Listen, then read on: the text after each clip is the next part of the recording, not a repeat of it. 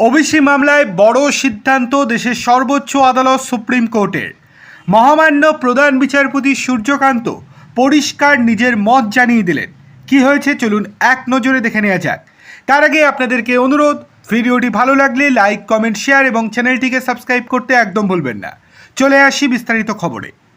রাজ্যের ওবিসি সংরক্ষণ সংক্রান্ত নয়া নির্দেশিকা চ্যালেঞ্জের সব মামলা একসঙ্গে শুনবে সুপ্রিম কোর্ট। গতকাল অর্থাৎ সোমবার এমনটাই স্পষ্ট জানিয়ে দিল সর্বোচ্চ আদালত। গতকাল প্রধান বিচারপতির বেঞ্চে এই সংক্রান্ত একটি আবেদনের উল্লেখ করা হয়।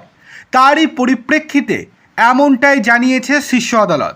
রাজ্যের তরফে সর্বোচ্চ আদালত থেকে ওবিসি সংক্রান্ত কলকাতা হাইকোর্টের রায়কে চ্যালেঞ্জ করে দায়ের করা মামলা প্রত্যাহারের পর সর্বোচ্চ আদালত মামলা খারিজ করার সময় উল্লেখ করেছিল কি, কোনো ব্যক্তি যদি মনে করেন এই মামলা প্রত্যাহারের ফলে তার নিজের কোনো অধিকার খর্ব হচ্ছে, তবে তিনি চাইলেই সর্বোচ্চ আদালতের দ্বারস্থ হতে পারেন।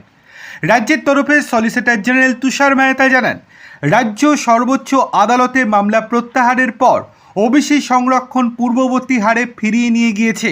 2 বছরের সওয়াল শোনার পর সর্বোচ্চ আদালত জানিয়ে দেয় এই সংক্রান্ত সব মামলা এবার একসঙ্গে শুনবেন তারা। গত 14 জুলাই শুনানিতে সলিসিটর জেনারেল তুষার মেহতা আদালতকে জানিয়েছিলেন রাজ্য মন্ত্রিসভা এই আবেদন প্রত্যাহারের সিদ্ধান্ত নিয়েছে। রাজ্যের অনগ্রসর শ্রেণী কমিশনও আইনজীবী কুণাল চট্টোপাধ্যায়ের মাধ্যমে তাদের পৃথক আপিলটি প্রত্যাহার করে নেয় রাজ্য। সুপ্রিম কোর্টের মহামান্য প্রধান বিচারপতি সূর্যকান্ত, বিচারপতি জয়মাল্য বাগচি এবং বিচারপতি ভি মোহনার বেঞ্চ মামলা প্রত্যাহারের অনুমতি দেয়। তবে সেই শুনানিতেই আদালত স্পষ্ট করে দিয়েছিল যে অন্য কোনো পক্ষ চাইলে নিজেদের মামলা চালিয়ে যেতে পারবেন। আর তারপরেই গতকাল সুপ্রিম কোর্ট থেকে পরিষ্কার জানিয়ে দেওয়া হলো এবার এই সংক্রান্ত সব মামলা একসঙ্গে শুনবে সুপ্রিম কোর্ট।